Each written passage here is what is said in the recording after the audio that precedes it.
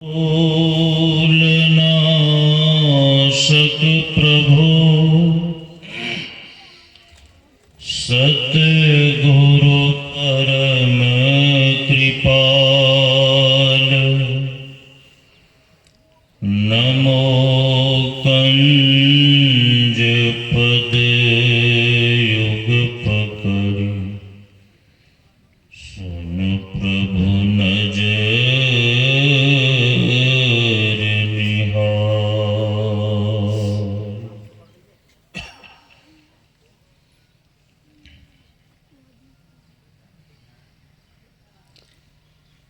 हम लोग प्रेम के साथ बुलंद आवाज में परमाराध्य सद्गुरु महाराज की जय जयकार करें ताकि हम सबों का अंतःकरण पवित्र हो जाए और वातावरण भी शांत हो जाए। श्री सद्गुरु महाराज की जय।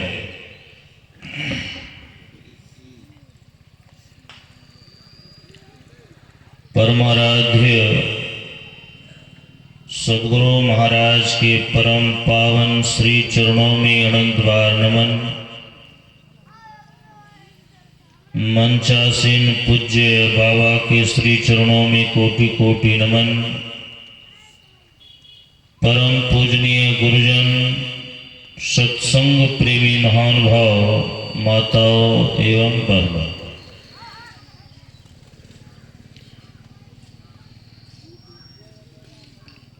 अभी हम लोग पाठ के क्रम में श्रवण कर रहे थे कि जिस जगत प्रसवकर्ता ईश्वर ने यह मनुष्य का शरीर दे करके हमें इस संसार में भेजा है,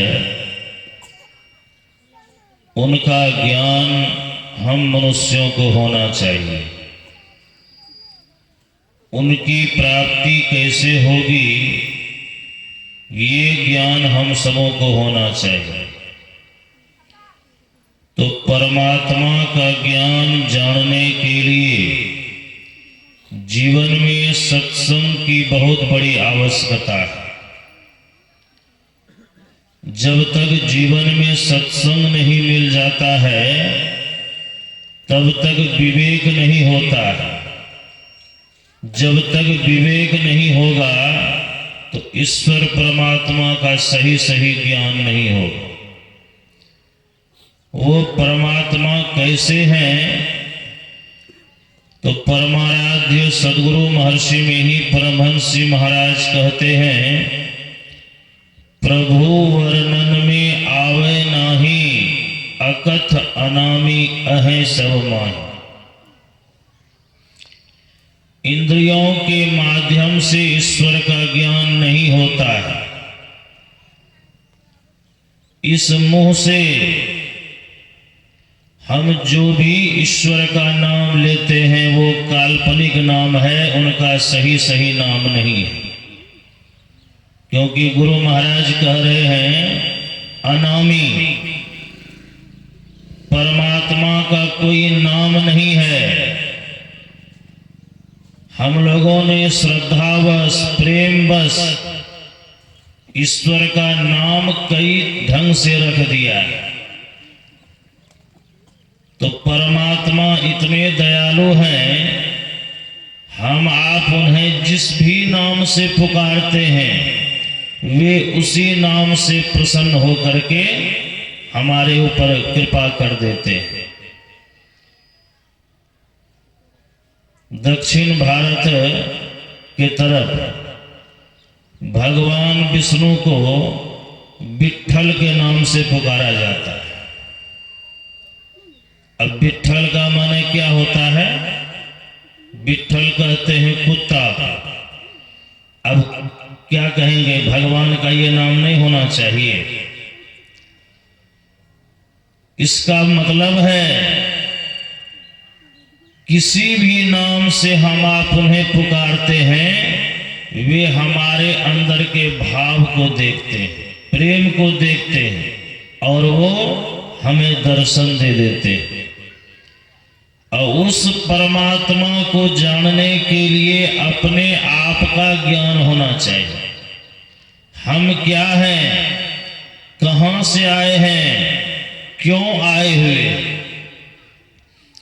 संत कबीर साहब कहते हैं, सौदा करन को याजक आया, पूंजी लाया मूल गवाया।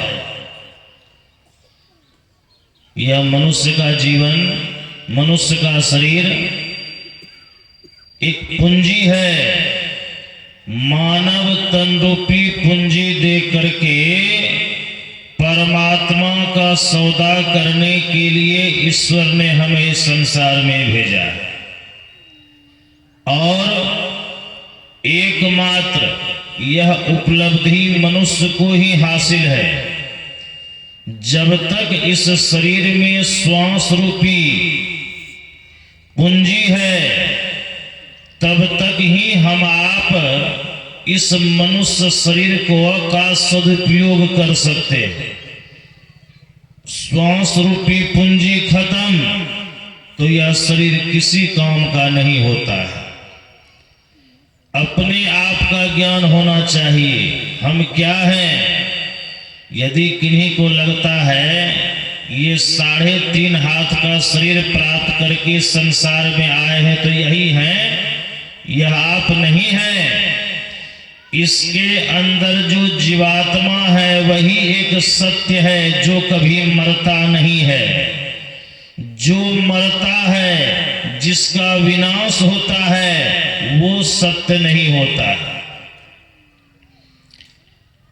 हजारों हजारों वर्ष से बड़ा बड़ा पहाड़ एक जगह पड़ा हुआ, क्या उसका कभी विनाश नहीं होगा? 1000 वर्ष हो जाए, लाख वर्ष हो जाए, करोड़ वर्ष हो जाए, कभी न कभी तो विनाश होगा ही। इस आंख से हम जिसे भी देखते हैं वो सत्य नहीं है। सत्य कौन है? एकमात्र परमात्मा। और वो परमात्मा कहाँ है? तो परमाराध्य सद्गुरु महाराज कहते हैं, अंतर के अंतिम तह में गुरु है, मन पता पाता नहीं। वो परमात्मा इस आंख से दिखाई देने वाले नहीं हैं। वो परमात्मा का दर्शन तब होता है जब संत सद्गुरु के बताए हुए युक्ति से ईड़ा पिंगला के बीच में जो सुषुम्ना नाड़ी है, जब हम पिंड से निकल करके अंधकार मंडल से ऊपर उठ करके उस द्वार में प्रवेश करते हैं, तब परमात्मा का दर्शन होता है। संसार सागर से जो अपने आप को उलट देते हैं, उसी को ईश्वर का दर्शन होता है। हम लोग स्तुति गाते हैं और स्तुति के बाद आरती भी करते हैं। पहली आरती हम लोग संत तुलसी साहब का करते हैं, आरती संग सतगुरु के कीजिए।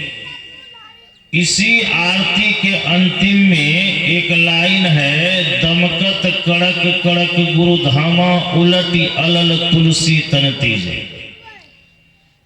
परमाराध्य सद्गुरु महाराज ने इस आरती के माध्यम से, संत तुलसी साहब ने इस आरती के माध्यम से ईश्वर का सही सही ज्ञान बताया।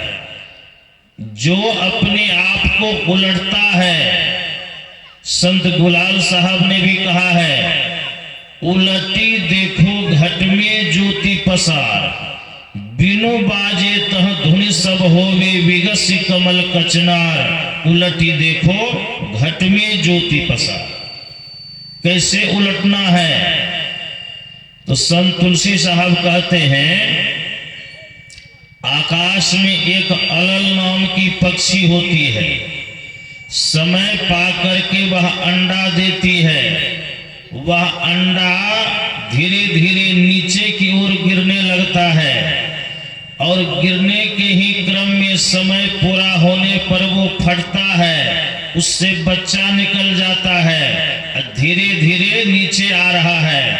जब नीचे के दृश्य को वह देखने लगता है तो ईश्वर परमात्मा उसको ज्ञान दे देते हैं, उसे इस बात का एहसास होता है ये हमारे रहने का जगह नहीं है। और क्या होता है, अलल नाम की पक्षी पंख फड़फड़ाने लगती है, उड़ने का ज्ञान हो जाता है। ज्यों ज्यों धरती पर देखता है कि अब हम आने वाले हैं, उसे पूरा पूरा ज्ञान हो जाता है कि ये हमारे रहने का स्थान नहीं है। तो धीरे धीरे उड़ते उड़ते उड़ते उड़ते वह अपनी माता के पास चला जाता है। तो संत महात्मा गण यही बात हम सबों को भी सिखलाते हैं। मनुष्य के अलावे जितने भी शरीर को हम आप देख रहे हैं, आप देखिए किसी वृक्ष का बहुत बड़ा बड़ा वृक्ष होता है, लेकिन उसका जड़ नीचे होता है, उसका जड़ नीचे होता है। लेकिन एक मनुष्य ही ऐसा शरीर है, ऐसा प्राणी है जिसका जड़ ऊपर होता है, नीचे नहीं होता। ये मस्तिष्क क्या है, यही जड़ है। इसमें इतना ज्ञान है, इतना ज्ञान है कि ज्ञान का पता लगाते लगाते मनुष्य इस संसार से मर करके चला जाता है, अंतिम सांस ले लेता है, लेकिन ज्ञान का अंत नहीं कर पाता है। इतना ज्ञान इसके अंदर में भरा हुआ। और इसी मनुष्य के खोपड़ी में, मस्तिष्क में ईश्वर प्राप्ति का भी ज्ञान है, लेकिन अज्ञान का पर्दा लगा रहने के कारण हम आप उस ज्ञान से अनजान बने हुए हैं। संतों के शरण में आइए, गुरु से ज्ञान लीजिए, उस चाबी का पता लगाइए जिस चाबी के माध्यम से हमारे अंदर में जो कपट की बाड़ी लगी हुई है, जो ताला लगा हुआ है, वो कैसे खुलेगा। यही ज्ञान सिखाने के लिए, सुनाने के लिए, समझाने के लिए, ईश्वर परमात्मा का सही सही ज्ञान बताने के लिए ये 2 दिवसीय संत मत सत्संग का आयोजन यहाँ पर हुआ है। आज तो प्रथम पाली का सत्संग है। हम लोग जितने भी संख्या में आए हुए हैं बहुत अच्छा है। और अब पूज्य स्वामी श्री ओमानंद जी महाराज मंचासीन हो चुके हैं। इसी तरह से शांति बनाए रखें। और अब हम लोग पूज्य बाबा के श्री मुख से प्रवचन का पान करके अपने जीवन